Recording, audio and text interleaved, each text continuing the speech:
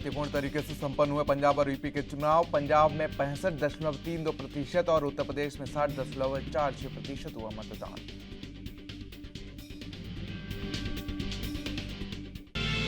आज पीलीभीत, सीतापुर, बाराबंकी और वाराणसी में केंद्रीय गृह मंत्री अमित शाह की जनसभा। बीजेपी प्रत्याशियों के लिए वोट करने की अपील करेंगे।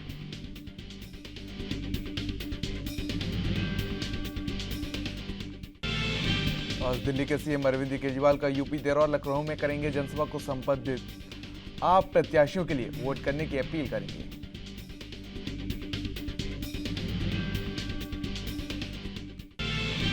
और वनडे के बाद टी20 में भी टीम इंडिया ने किया वेस्ट इंडीज का सुपड़ा साफ। आईसीसी रैंकिंग में नंबर 1 बनी टीम इंडिया।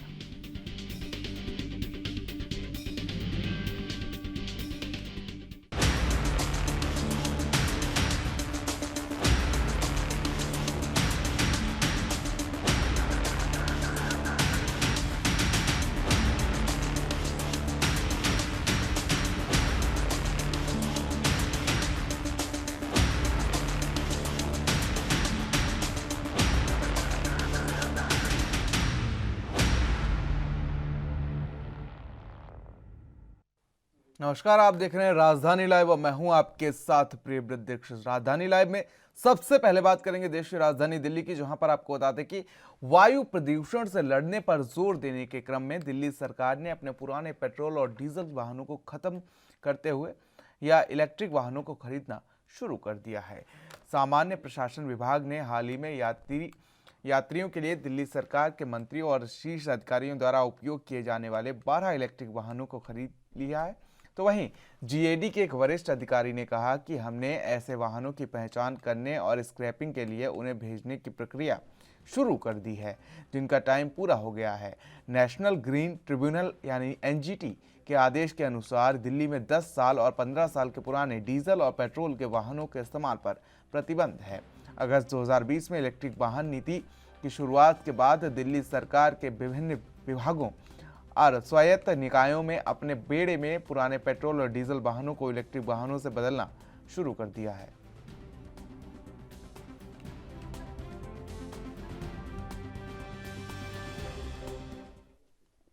तो दिल्ली सरकार ने प्रदूषण से निपटने के लिए एक और नई नीति तैयार कर ली है और अब आपको बता दें कि पुराने जो वाहन है वो स्क्रैप कर लिए जाएंगे और नए इलेक्ट्रिक वाहनों को फिलहाल दिल्ली सरकार ने मंजूरी दी है और कई वाहन खरीद भी लिए हैं। तमाम जानकारी और अपडेट्स के साथ हमारे संवाददाता राजीव तिवारी हमारे साथ लाइव जुड़ चुके हैं। राजीव, क्या कुछ अपडेट इसको लेकर, किस तरीके की तैयारियां दिल्ली सरकार ने कर रखी है प्रदूषण से निपटने के लिए? क्योंकि प्रदूषण की बात करें तो दिल्ली की जनता को दिवाली के बाद से लगातार इससे त्रस्त होना पड़ता है या जिस तरीके की परेशानियों का सामना करना पड़ता है। बीमारियों की बात कर लें तो दिल्ली सरकार निपटने की तो बात कहती है, लेकिन कहीं ना कहीं प्रदूषण से बहुत बड़ी हानि होती है दिल्ली को। तो लेकिन अब ये ऐसा कदम जो है दिल्ली सरकार की तरफ से उठाया गया है, क्या कुछ संदेशा दे रहा है दिल्ली वासियों को?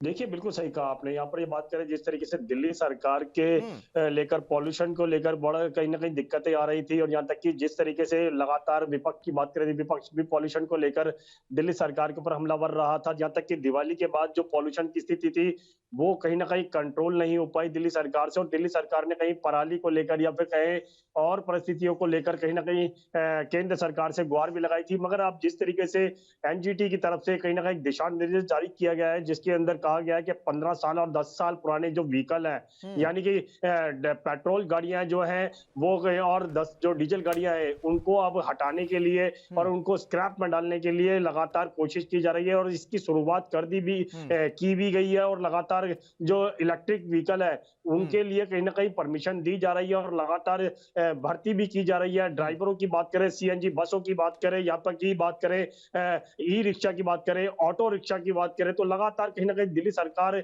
इसके लिए बड़े कदम उठाती नजर आ रही है। और जो सरकारी विभाग है दिल्ली सरकार के, उनके जो तमाम जो गाड़ियां चलती थी उनके अंदर जो व्हीकल चलते थे, चाहे वो डीजल के हो या पेट्रोल के हो, उनको सभी को हटाकर इलेक्ट्रिक व्हीकल लगाए जा रहे हैं। उसमें ऑटो टैक्सी भी है, टैक्सी भी है, यहाँ तक कि ई रिक्शा का भी इस्तेमाल किया जा रहा है। जो लोडिंग के लिए कह सकते ट्रक लगाए जाते थे वो भी सीएनजी के इलेक्ट्रिक लगाए जा रहे हैं। अब पहले सीएनजी के या फिर डीजल के हुआ करते थे। मगर अब दिल्ली सरकार जिस तरीके से कोशिश कर रही है उससे लगता है कि आने वाले दिनों के अंदर जो पॉल्यूशन की जो स्थिति थी या फिर कहे जो पॉल्यूशन की वजह से लोगों को परेशानियां हो रही थी उसमें कहीं न कहीं कमी आती हुई नज़र आएगी और कि जिस तरीके से अब इलेक्ट्रिक व्हीकल आएँगे तो कहीं न कहीं उससे कहीं न कहीं पॉल्यूशन में कहीं न कहीं राहत मिलेगी और लोगों को ताज़ी हवा मिल पाएगी। जी। लेकिन राजीव अगर बात की जाए तो दिल्ली में पहले से ही काफ़ी इलेक्ट्रिक बसें मौजूद हैं। ऐसे में अब और इलेक्ट्रिक बसें किस तरीके से दिल्ली वासियों को केजरीवाल सरकार तोहफ़ा देती हुई नज़र आ रही? क्योंकि अगर आप बात करें अभी कुछ ही दिन हुए हैं कि दिल्ली की हवा का जो एक्यूआई था वो बहुत ही कम आ गया था। अगर बात कर ले तो ना के बराबर, क्योंकि जिस तरीके से जहर घुला था दिल्ली की हवा में दीपावली के बाद से लोगों को लॉकडाउन जैसी स्थिति फिर से बन रही थी। तो एक बार फिर से केजरीवाल सरकार ने ये कदम उठाया है और इसके बाद अब ये जो गाड़ियां हैं, जो पुरानी डीजल की गाड़ियां हैं, पेट्रोल की गाड़ियां हैं, उनको स्क्रैप कर दिया जाएगा। तो ऐसे में इनसे निपटने के लिए क्या कुछ तकनीकी तैयार की गई है? किस तरीके से इनसे निपटा जाएगा कि तमाम जो चीजें हैं वो धरातल पर कैसे लाई जाएंगी राजीव? देखिए, बिल्कुल सही कहा आपने। यहाँ पर बात करें जिस तरीके से लगातार डीज़ल गाड़ियों की बात करें, पेट्रोल हम्म। गाड़ियों की बात करें, तो लगातार कहीं न कहीं उसके लिए दिल्ली सरकार पहले कोशिश करती नज़र आ रही थी, कागज़ों में काम किया जा रहा था, मगर अब उसकी कहीं न कहीं धरातल पर काम होता हुआ नज़र आ रहा है और यहाँ तक की बात करें जिस तरीके से पेट्रोल गाड़ियों को हटाने की, डीज़ल गाड़ियों को हटाने की और जिससे सबसे ज़्यादा पॉल्यूशन होता है, जो 15 साल और 10 साल पुरानी गाड़ियाँ हैं, उनको हटाने के लिए दिल्ली सरकार की तरफ से एक दिशा निर्देश जारी कर दिए गए हैं। यहाँ तक कि लोगों के अंदर अब डर भी देखने को मिल रहा है क्योंकि जिनकी गाड़ियाँ पुरानी थी वो कहीं न कहीं बेधड़क होके रोडों पर गाड़ी चलाते थे और कहीं न कहीं उससे पॉल्यूशन बनता था।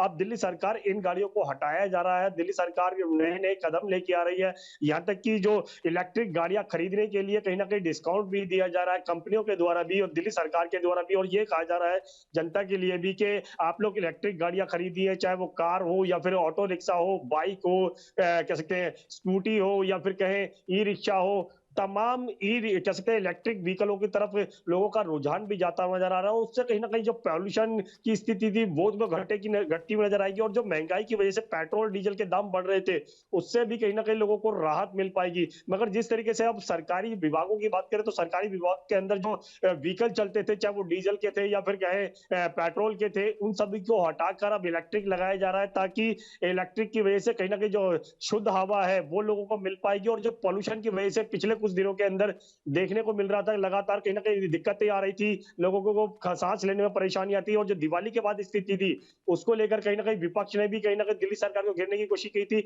मगर अब दिल्ली सरकार की रणनीति धरातल पर कामयाब होती नज़र आ रही है। जी। राजीव, लेकिन अगर जिस तरीके से समझने की कोशिश की जाए जो पुराने वाहन हैं उनको हटा दिया जाएगा तो दिल्ली सरकार के प्रति ऐसे में कुछ लोगों को रोष भी होगा, क्योंकि भाई जिनकी गाड़ियां आप छीन लेंगे, जिनको चलने की परमिशन नहीं देंगे। हालांकि ये कहीं ना कहीं उन्हीं के लिए कदम उठाया गया है, लेकिन ऐसे में इससे निपटने के लिए क्या कुछ प्रक्रिया तैयार की गई है राजीव? देखिए, बिल्कुल सही कहा आपने। आपने बात करी जिस तरीके से 15 साल और 10 साल पुरानी गाड़ियों को हटाने के लिए लोगों को जागरूक भी किया जा रहा था। पिछले हम्म। कुछ दिनों के अंदर दिल्ली सरकार के द्वारा विज्ञापन भी दिए जा रहे थे और लगातार लोगों को जागरूक भी किया जा रहा था। ये भी कहा जा रहा था कि आप लोग पुराने जो 15 साल और 10 साल पुराने व्हीकल हैं, उनको हटाएँ, स्क्रैप में डालें और उसके बाद जो इलेक्ट्रिक व्हीकल है, उनको खरीदें और जो सरकार की तरफ से इलेक्ट्रिक व्हीकलों पर कहीं न कहीं जो खरीद थी, उसको लेकर कहीं न कहीं लोगों को जागरूक भी किया जा रहा था। लोगों को डिस्काउंट भी दिया जाता सरकार की तरफ से भी, कंपनियों की तरफ से भी और कहीं न कहीं जो पेट्रोल की वजह से या फिर डीज़ल की वजह से जो महँगाई की मार पड़ रही थी, क्योंकि पिछले कुछ दिनों के अंदर पेट्रोल के दाम भी कहीं न कहीं बढ़ते हुए नज़र आए, डीज़ल के दाम भी बढ़ते हुए नज़र आए, सीएनजी के दाम भी बढ़ते हुए नज़र आए, तो उससे कहीं न कहीं लोगों को अब राहत मिलती नज़र आएगी और कहीं न कहीं दिक्कतें भी आएँगी क्योंकि जिन लोगों के पास अभी इतना पैसा नहीं है, जिन्होंने डीज़ल गाड़ियाँ खरीदी थी या फिर पेट्रोल गाड़ियाँ खरीदी थी, अभी उनका लगभग 10 साल हुए हैं या फिर 12 साल हुए हैं, उनको कहीं न कहीं दिक्कतें आएँगी मगर उनके लिए भी कहीं न कहीं दिल्ली सरकार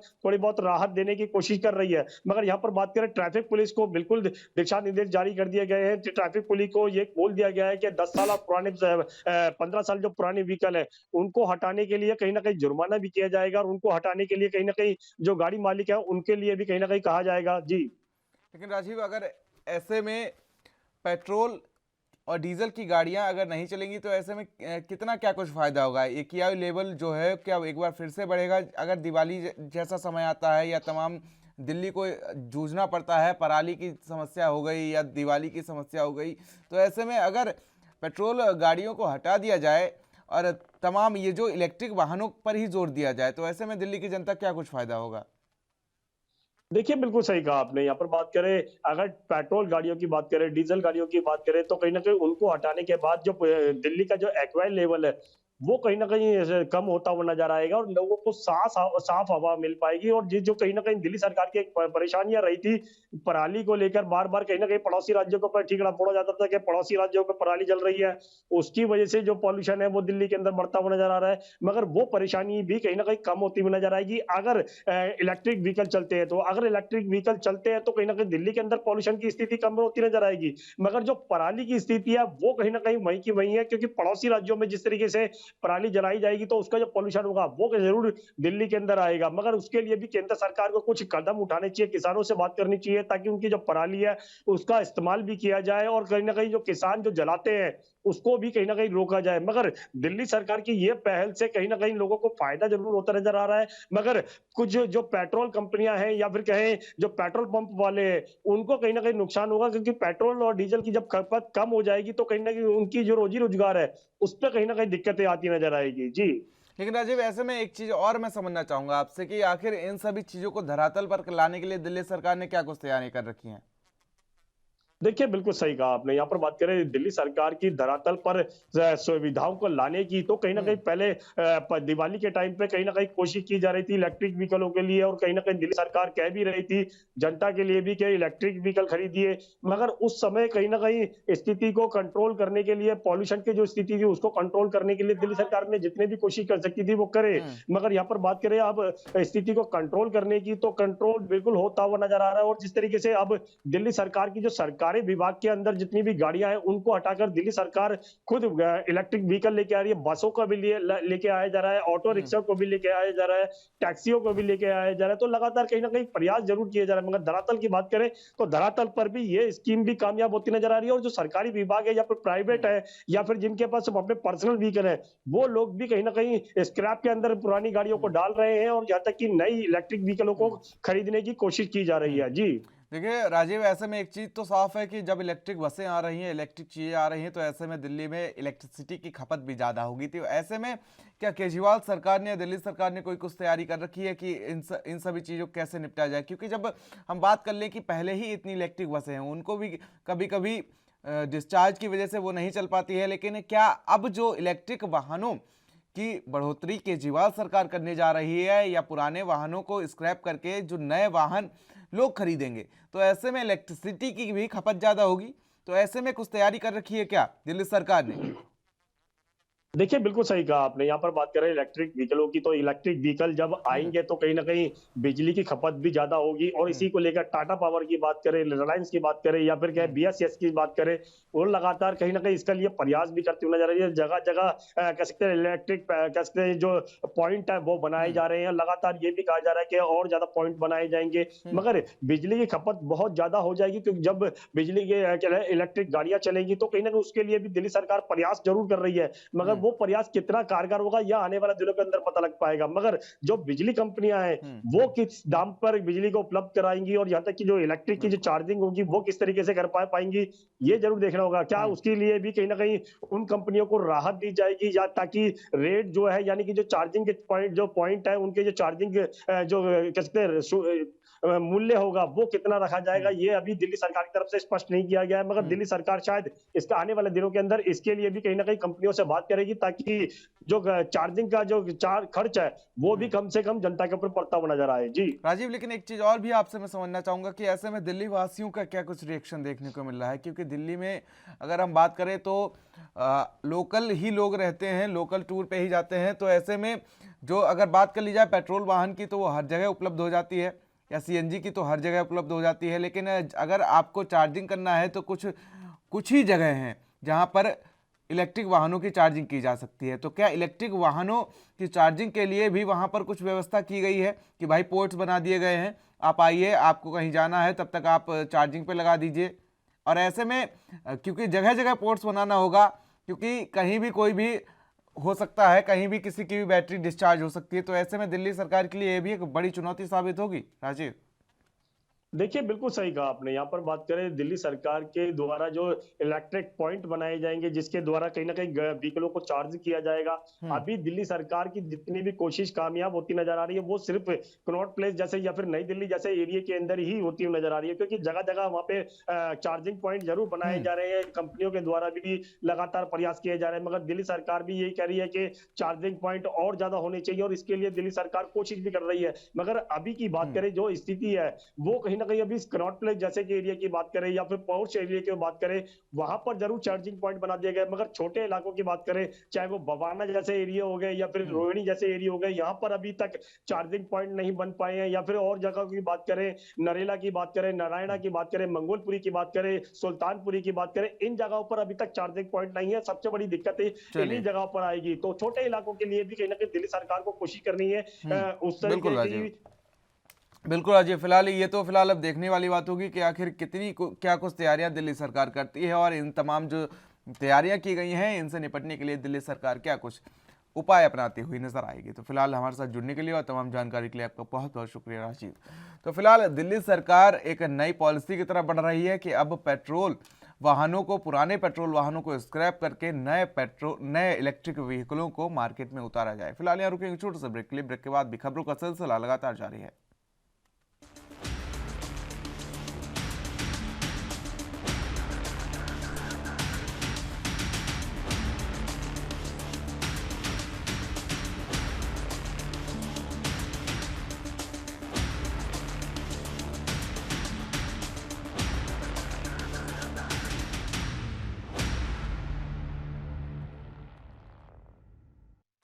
तो ब्रेक के बाद आप सभी का स्वागत है। तो पंजाब विधानसभा चुनाव के लिए वोटिंग छिटपुट हिंसा के बीच संपन्न हुई है। तो वहीं वोटिंग के बाद पंजाब के मुख्यमंत्री चरणजीत सिंह चन्नी ने 2 सीट से चुनाव लड़ने का कारण बताया। साथ ही चन्नी ने आम आदमी पार्टी के संयोजक अरविंद केजरीवाल को लेकर बड़ा बयान दिया। चरणजीत सिंह चन्नी ने कहा कि अगर कांग्रेस से हटकर आम आदमी पार्टी आती है तो बदलाव नहीं आएगा। इसमें घिसे पिटे राजनीतिक लोग हैं जिन्हें चारों तरफ से नकार दिया गया है। तो वहीं आपको बता दें कि वो आम आदमी पार्टी में जाकर शरण ले लेते हैं और ये भगत सिंह का चेला नहीं, ये सब राजनीति से घिरे हुए हैं।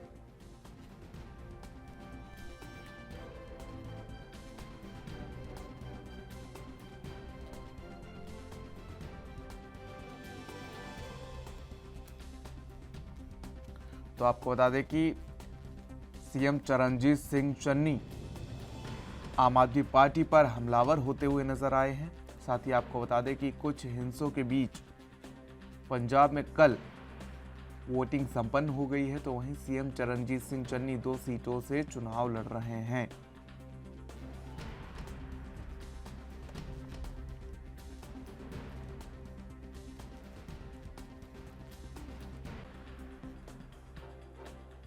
पंजाब में 117 सीटों पर मतदान संपन्न हो गया है और मतदान संपन्न होने के बाद 117 सीटों की किस्मत, या कहें पंजाब के अगले 5 साल की किस्मत ईवीएम में कैद हो गई है।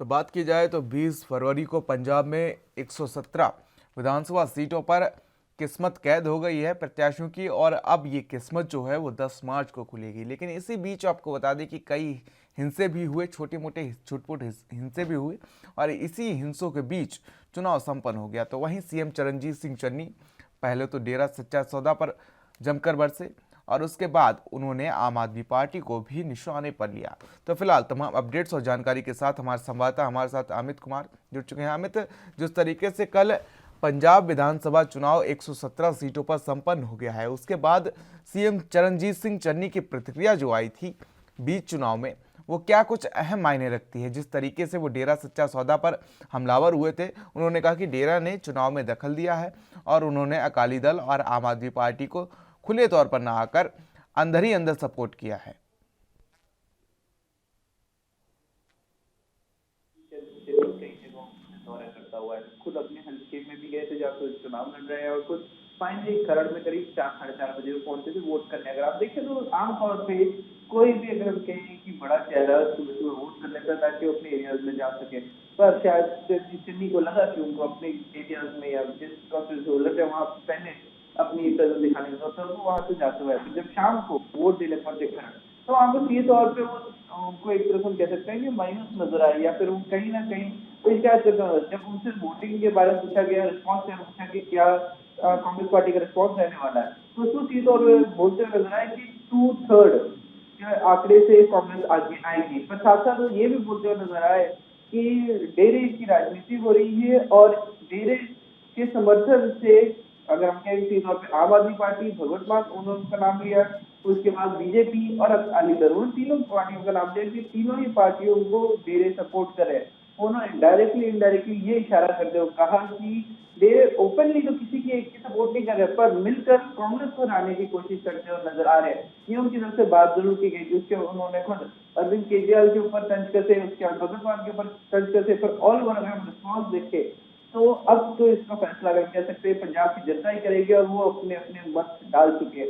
अगर हम वोटिंग की बात करते हैं तो कल ऑल ओवर जैसे अगर हम टोटल वोटिंग की बात करें तो पंजाब में जैसे अब तक ऑफिशियल साइट इलेक्शन कमीशन की साइट हम देखते हैं तो वहां पर पंजाब में 69.65 वोटिंग है, जो पिछले साल के मुकाबले अगर हम अभी कंपेयर करें तो लगभग 7% से ज्यादा कम है। फाइनल अगर हम कहेंगे काउंट आज आ जाएगा और 5 बजे तक की हम बात करें तो वो उस वक्त 63 था। तो उसके बाद अगर हम कहें कि 1 घंटे बाद के अगर काउंट लिया जा रहा है, अगर हम 7 बजे तक का ही लेते हैं तब वो 69 है, तो मतलब लगभग 6% की इंक्रीज है। तो अगर फाइनल वर्डिक्ट भी आता है तो उसमें ज्यादा चेंजेस नहीं आएंगे और आंकड़ा 72 या 73 तक जाएगा।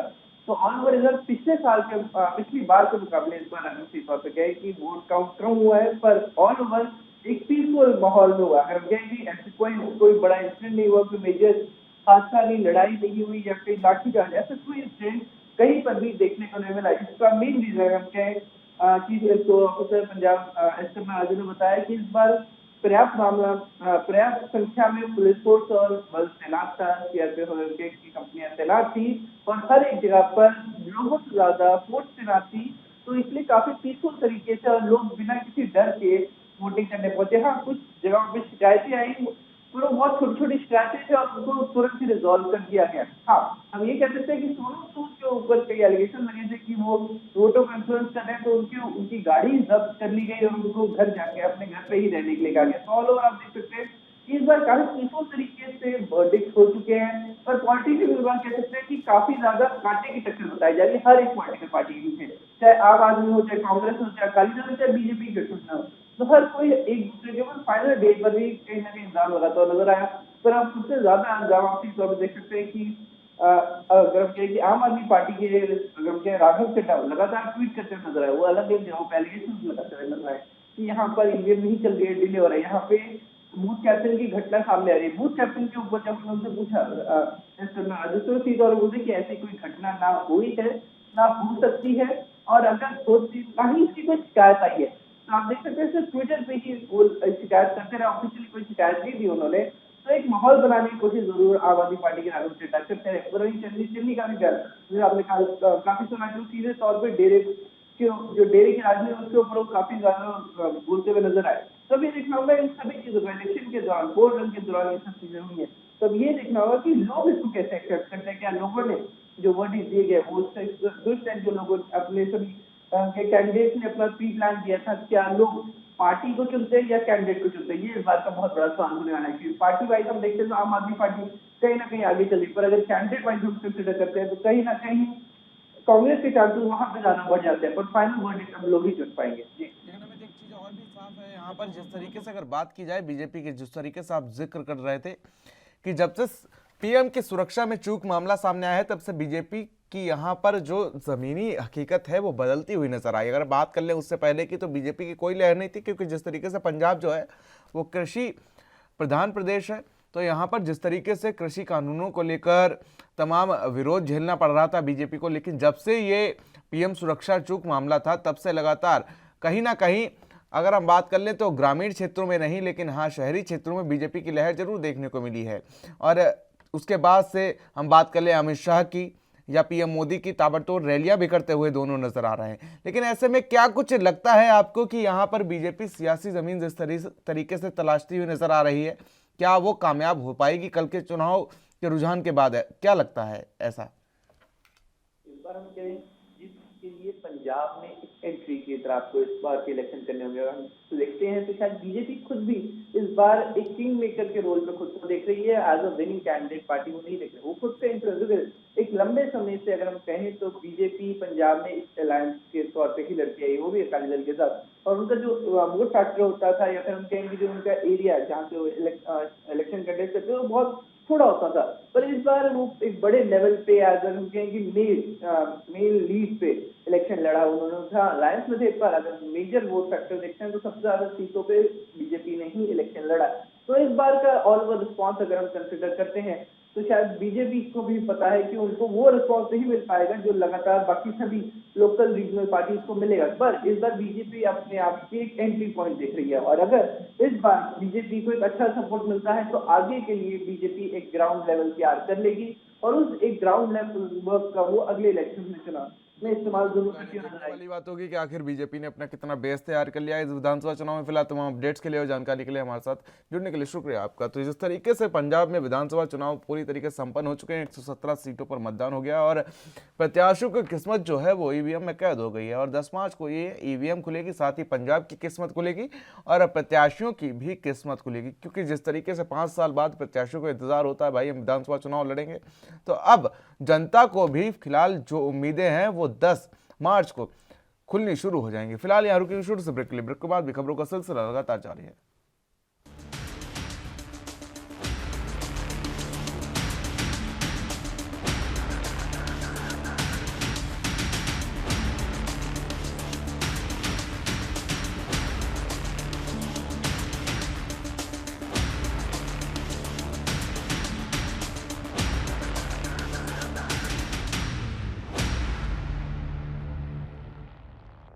तो ब्रेक के बाद आप सभी का स्वागत है। राजधानी लाइव में आगे बढ़ते हुए तेलंगाना के मुख्यमंत्री चंद्रशेखर राव के दौरे पर आपको बता दें कि वो मुंबई दौरे पर हैं और इसी बीच केसीआर ने महाराष्ट्र के सीएम उद्धव ठाकरे के साथ मुलाकात की है। उद्धव ठाकरे ने बीजेपी पर हमला बोलते हुए कहा कि हमारा हिंदुत्व बदला लेने को लेकर नहीं है। साथ ही कहा कि मुख्यमंत्री और प्रधानमंत्री आएंगे तो जाएंगे लेकिन राष्ट्र रहेगा। ऐसी स्थिति में राष्ट्र का भविष्य क्या है? किसी को पहल करने की ज़रूरत थी और हमने की है। हम लंबे समय से मिलना चाहते थे और फाइनली हम मिले हैं। ये मुलाकात अच्छी रही है। उन्होंने कहा कि ये तो सिर्फ शुरुआत है, केंद्र एजेंसियों का दुरुपयोग हुआ है। हम ममता बनर्जी से भी मिलेंगे। और उद्धव ठाकरे ने कहा कि ये कोशिश समय लेगी और इसके लिए कठिन श्रम की भी ज़रूरत होगी। झूठ का व्यापार और किसी और दोषी को ठहराना नहीं है। तो वहीं यही आज हो रहा है। वहीं तेलंगाना के मुख्यमंत्री केसीआर ने उद्धव से मुलाकात पर प्रसन्नता व्यक्त करते हुए कहा कि हमने कई मसलों पर बात की है। विकास की गति बढ़ाने और पॉलिसी चेंज को लेकर भी हमने बात की है।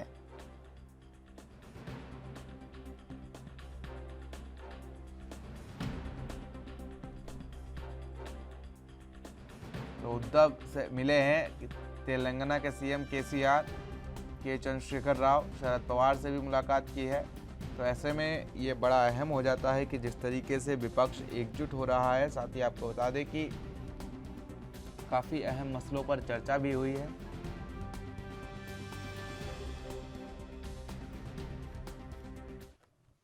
तो जिस तरीके से विपक्ष एकजुट होने की कोशिश कर रहा है, 2024 लोकसभा चुनाव की तैयारियों में विपक्ष जुटा हुआ है। तो ऐसे में बीजेपी के लिए कई चुनौतियां बनती हुई नजर आ रही। सत्यप्रकाश सोनी हमारे संवाददाता लाइव जुड़े हुए मुंबई से हमारे साथ। सत्यप्रकाश, क्या कुछ अपडेट है इसको लेकर? किस तरीके से इन सियासी समीकरणों को समझने की कोशिश की जाए? क्योंकि अगर कुछ दिन पहले की बात कर ले तो ममता बनर्जी ने भी मुलाकात की थी उद्धव ठाकरे से और अब के चंद्रशेखर राव ने रुख अपनाया है उद्धव ठाकरे का।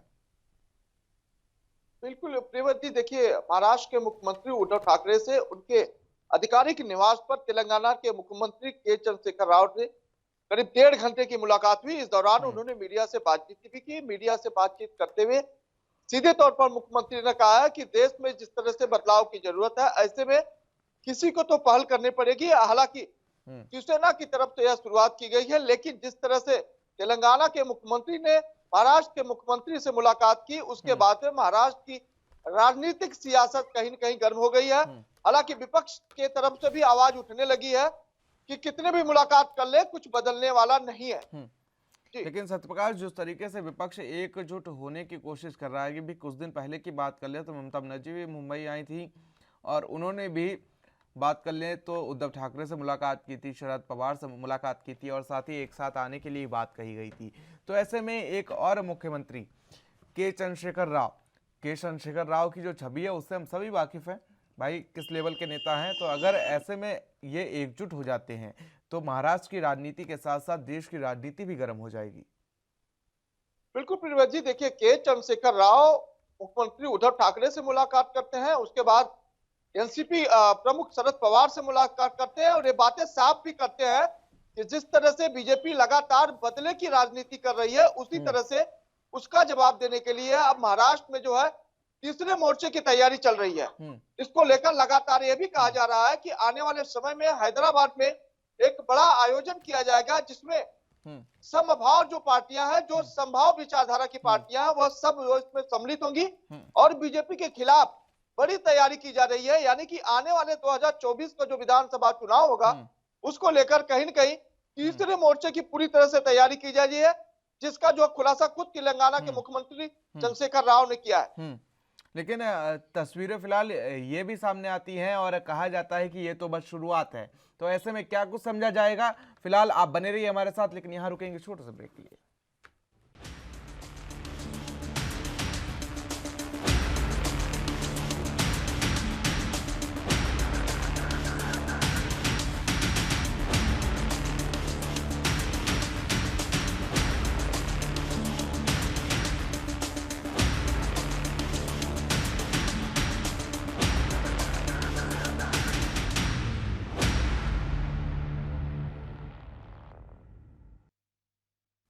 तो ब्रेक के बाद आप सभी का स्वागत है। तो आपको बताते हैं कि महाराष्ट्र की राजनीति और भी ज़्यादा गर्म हो सकती है, क्योंकि इन दिनों में जिस तरीके से सियासी समीकरणों को समझा जाए तो उद्धव ठाकरे से केसीआर यानी कि तेलंगाना के सीएम के चंद्रशेखर राव ने मुलाकात की है। और रुक कर लेते सत्यप्रकाश सोनी की और मुंबई से संवाददाता हमारे साथ जुड़े हुए। सत्यप्रकाश, जिस तरीके से बात की जाए तो ये कहा जा रहा है कि ये तो बस शुरुआत है। तो सत्यप्रकाश, क्या लगता है, क्या कुछ समझने की कोशिश की जाए कि ये शुरुआत जो है इसका अंत क्या हो सकता है? क्या इसका अंत बीजेपी का अंत हो सकता है? देखिए बिल्कुल, जो तीसरा फ्रंट तैयार किया जा रहा है सीधे तौर पर तीसरे मोर्चे के तहत जो है बीजेपी से आमना सामना की लड़ाई चल रही है। ऐसे में जिस तरह से बीजेपी ने पिछले दिनों लगातार केंद्रीय एजेंसियों के जरिए जो है कहीं न कहीं पार्टियों को जो है पर दबाव बनाने की कोशिश की है, उसी दबाव से उबरने का एक तरीका है। दूसरी तरफ 2024 का जो विधानसभा होने वाला है उसमें सभी पक्ष जो है, सभी जो है सहयोगी दल है, चाहे वो साफ तौर पे कहे कि जो एकमत वाले जो दल है, चाहे वो किसी भी समिति को, किसी भी पार्टी से हो, उनको जो है एकजुट करे बीजेपी के खिलाफ यह तैयारी है। ऐसे में इस पूरे मामले में कल जो है बीजेपी की सहयोगी पार्टी में आरपीआई के जो है पार्टी अध्यक्ष है, उन्होंने सीधे तौर पे कहा है कि शिवसेना कितना भी जो है तैयारी कर ले, बीजेपी का कुछ बिगड़ने वाला नहीं है, क्योंकि बीजेपी पूरी तरह से मजबूत है और आने वाले समय में इसका करारा भी जवाब देगी। लेकिन शिवसेना की तरफ से अगर बात की जाए तो केसीआर के सीधे तौर पर शब्द यही हैं कि केंद्र में भी बदलाव किया जाएगा। तो ऐसे में बीजेपी के सामने एक चुनौती हो जाती है, क्योंकि अभी कुछ दिन पहले ही बात की जाए तो ममता बनर्जी भी मुंबई आई थी और उन्होंने शरद पवार से मुलाकात की थी, उद्धव ठाकरे से मुलाकात की थी, साथ ही सोनिया गांधी से मुलाकात की थी। तो ऐसे में ये चीजें बहुत अहम हो जाती हैं बीजेपी के लिए कि अगर विपक्ष एकजुट हो जाता है, क्योंकि सोनिया गांधी पहले भी अपील कर चुकी हैं, ममता बनर्जी भी खुद को पीएम मोदी के चेहरे के समान मानती हैं। तो ऐसे में ये चीजें बहुत अहम हो जाती हैं बीजेपी के लिए कि ऐसे में आखिर ये विपक्ष एकजुट हो गया, क्योंकि अभी तो ये तितिर बितिर है पूरा सब। विपक्ष की बात की जाए, कांग्रेस अलग अपना मोर्चा संभाले हुए है, सपा अलग अपना मोर्चा संभाले हुए है, तृणमूल कांग्रेस अलग मोर्चा संभाले हुए है, तो वहीं उद्धव ठाकरे भी अलग अपना राग अलापते हुए नजर आ रहे हैं। लेकिन केसीआर क्या काम कर सकते हैं एक विपक्ष को एकजुट करने का? बिल्कुल, देखिए उद्धव ठाकरे से जो है कहीं न कहीं ममता बनर्जी का मिलना, फिर केसी चंद्रशेखर राव का मिलना जाहिर तौर पर यह दर्शाता है कि कहीं न कहीं जो है विपक्ष को घेरने के लिए पूरी तैयारी चल रही है। ऐसे में कल मुख्यमंत्री उद्धव ठाकरे ने यह साफ ही कर दिया कि देश में अब बदलाव की जरूरत है। जिस तरह से बदलाव की जरूरत है उसकी पहल वह खुद करने वाले हैं। और उन्होंने यह भी कहा किसी न किसी को तो आगे आना था, अगर शिवसेना करती है तो जाहिर तौर पर बड़ी बात होती है। लेकिन जिस तरह से शरद पवार से मुलाकात होती है केसी चंद्रशेखर राव की, उसके बाद ममता बनर्जी भी मिलती है, तो जाहिर तौर पर यह कहीं न कहीं तीसरे मोर्चे की तैयारी है, जो कहीं न कहीं बीजेपी को घेरने की पूरी तैयारी है। सत्यप्रकाश, अगर तीसरे मोर्चे की बात कर ली जाए तो तीसरे मोर्चे की तैयारी तो सब करते हुए नजर आ रहे हैं, सब तीसरे मोर्चे की नाम के मांग में सिंदूर भरते हुए नजर आएगा। लेकिन इस तीसरे मोर्चे की जो साथ है वो आखिर कौन निभाएगा, इसका नेतृत्व आखिर कौन बनेगा, मेन दूल्हा जो कौन होगा, किसके सर पर सहरा संभाला जाएगा? क्या इसमें ममता बनर्जी हो सकती हैं, केसीआर हो सकते हैं, या तमाम जो भी हैं ये हो सकते हैं? फिलहाल चर्चा जारी रहेगी, यहाँ रुकेगी छोटे से ब्रेक के लिए।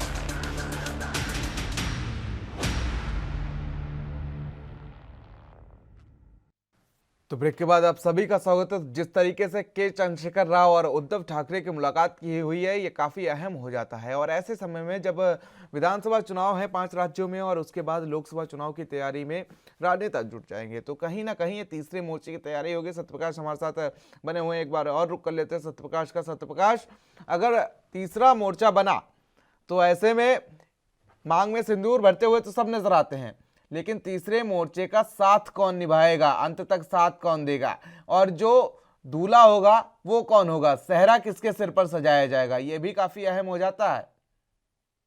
बिल्कुल प्रियवती, देखिए जिस तरह से मुख्यमंत्री उद्धव ठाकरे ने कहा है कि आने वाले समय में हैदराबाद में बहुत जल्द ही एक बड़ी मीटिंग का आयोजन किया जाएगा, जिसमें फैसला लिया जाएगा कि आखिरकार सिरमौर कौन होगा। लेकिन इस पूरे मामले में अभी भी सस्पेंस बरकरार है, क्योंकि ममता बनर्जी ने जिस तरह से मुलाकात की उसके बाद सियासी हलचल तेज हुई। उसके बाद कल जिस तरह से चंद्रशेखर राव की मुलाकात हुई है, जाहिर तौर पर महाराष्ट्र की राजनीति में सियासी हलचल बिल्कुल तेज है। लेकिन एक बात तो तय है, इस तीसरे मोर्चे में कांग्रेस शामिल है या नहीं, ये अब तक स्पष्ट नहीं हुआ है, क्योंकि जिस तरह से चंद्रशेखर राव के साथ मुलाकात में शिवसेना के तमाम नेता मौजूद थे, एनसीपी के भी नेता मौजूद थे, लेकिन कांग्रेस का नेता कोई मौजूद नहीं था। जाहिर तौर पर इस पूरे मामले में एक भी ये जो सस्पेंस है अभी तक खुला नहीं है। तो जाहिर तौर पर आने वाले समय में अगर हैदराबाद में मीटिंग होती है उसके बाद यह स्पष्ट हो पाएगा।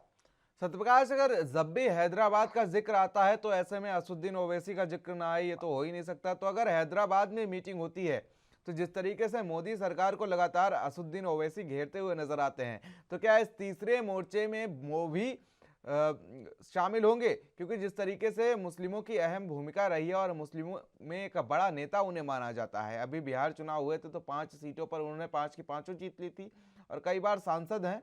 तो ऐसे में उनकी जो छवि है मुस्लिमों के बीच और मुस्लिम नेताओं के बीच, और क्या कुछ उनकी कट्टरपंथी है, ये भी देखने वाली बात होती है। तो क्या ऐसे में तीसरे मोर्चे में ओवैसी का भी शामिल होना माना जा सकता है अगर हैदराबाद में मीटिंग होती है तो? बिल्कुल प्रियवती, देखिए संकेत यही कहता है कि अगर हैदराबाद में मीटिंग हो रही है, जाहिर तौर पर ओवैसी को शामिल किया जाएगा, क्योंकि सीधे तौर पर शिवसेना यह कर रही है कि समभाव विचारधारा वाले सभी लोगों को बुलाया जाएगा। यानी कि बीजेपी के खिलाफ पूरी तरह से यह तैयारी है आने वाले समय में। इसी को लेकर बीजेपी बिल्कुल के सामने जो है लड़ाई तैयार करने के लिए शिवसेना, एनसीपी और उसके बाद तमाम जो पार्टियां हैं, चाहे वो तृणमूल कांग्रेस पार्टी हो या फिर तेलंगाना के मुख्यमंत्री हो, तमाम लोग अपनी तैयारियां मजबूत कर रहे हैं कि आने वाले समय में मोदी सरकार को किस तरह से गिराना है। बात होगी कि आखिर तीसरे मोर्चे के बनाने की जो तैयारी चल रही है, अगर ये तीसरा मोर्चा बनता है तो इसमें कौन किसके साथ होगा और कौन किससे अलग होगा। फिलहाल तमाम जानकारी के लिए और साथ ही हमारे साथ जुड़ने के लिए आपका बहुत बहुत शुक्रिया। तो राजधानी लाइव में फिलहाल मेरे साथ इतना ही। देश और दुनिया की अहम खबरों के लिए बने रहिए एनबी न्यूज़ के साथ। नमस्कार।